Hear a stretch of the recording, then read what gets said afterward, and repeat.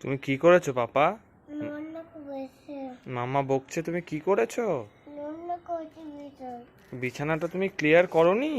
না, সব নোনা করে দিয়েছে। ও, তা তুমি সরি বলেছো মাম্মাকে? সরি। ওকে, তাহলে তুমি কি গিয়ে গুছিয়ে দেবে? হ্যাঁ, বুঝতে দেবে। ও আচ্ছা আচ্ছা, ঠিক আছে। তাহলে এখন তুমি কি খাচ্ছো?